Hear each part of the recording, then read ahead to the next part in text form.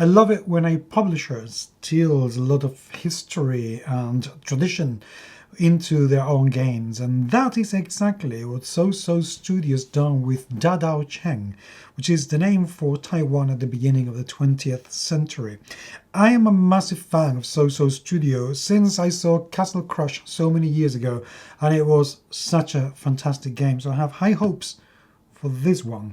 But is it going to be worth the amount of money that you have to pay to get your hands on it? I'm going to unbox this game, and I am about to show you. So play we all.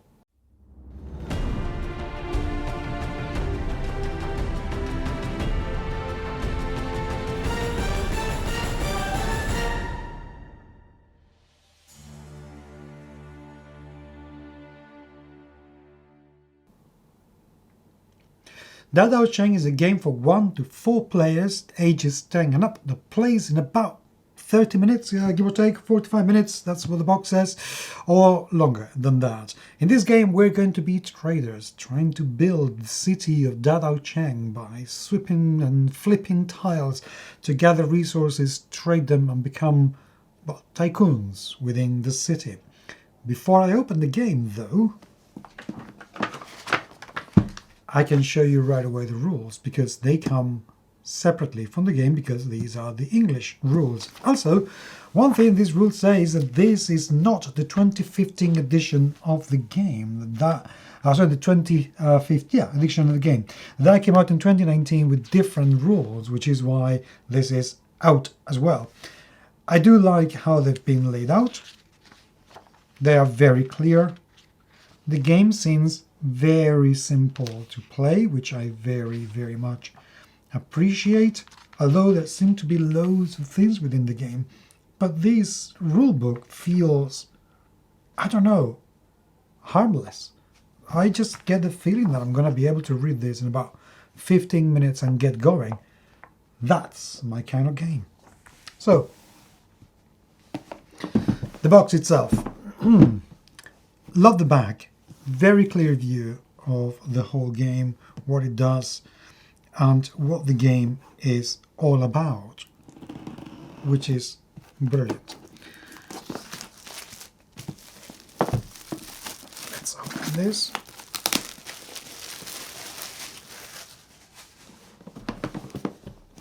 The illustration is beautiful, I have to say. Really cool design. I just love the style. It feels good. And we start right away with, my goodness, a tongue. And cheats in here. And of course no rules, because the rules are already shown you. So let's take a look at these tokens, shall we? There are a fair number of them. Nicely printed. Look how easily they come out. Which is great, because none of these are going to get damaged in the process, which is brilliant. Of course, double-sided, because remember, this game is meant to be flipping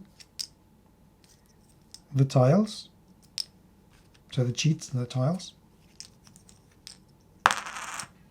with nice little illustrations. Okay, so let's set this aside. We've got a few larger ones as well that come out just as easily. They are printed just as beautifully, although these are not double-sided. I'm guessing this is 1 per player. And we get the board. Now, unfortunately, it doesn't sit flat. That's annoying. I like it when a board just sits flat. Not that it takes a lot to do it, but I just... silly little things. These are my pet peeves. But pretty clear. Again, the style is very consistent, which is very good. And a small deck of cards. Assuming I can open this, because they come very well packed. Oh, there we go. Nicely laminated, I have to say, very good. Gorgeous printing, very clear printing, which I very much appreciate. And we have 2 decks, events and buildings. I wonder if these are going to be, oh my god, that would be amazing if these were historical facts, which I wouldn't be surprised if they were. You know, 1851, the first commercial store was opened in Dadaocheng.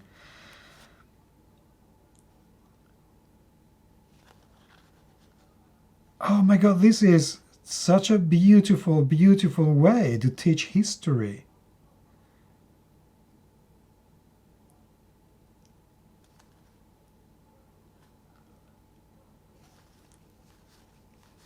This is fantastic.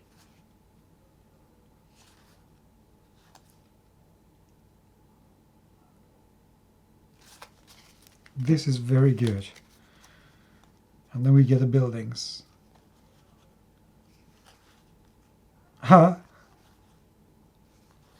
Mansion, the veggie vendor, herbal shop, upgraded, of course. No, they're not.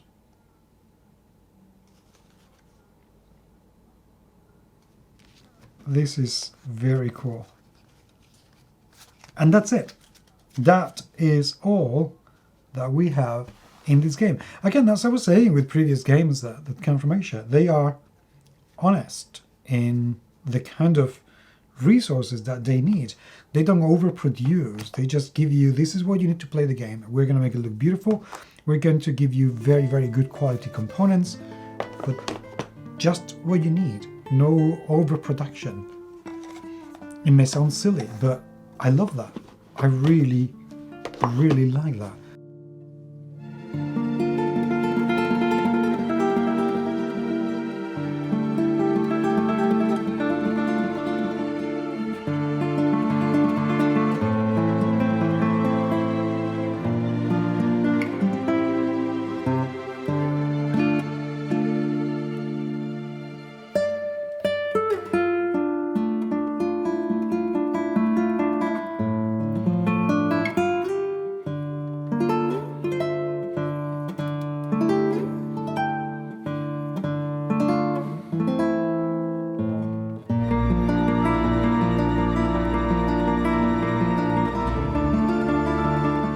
So another one that, because of its simplicity and its theme, I have to say, and if I actually managed to learn some history out of this, double whammy. Let me know what you think, please, if you have already played this game. I'd love to hear your thoughts on Dadaocheng. Until next time, so play we all.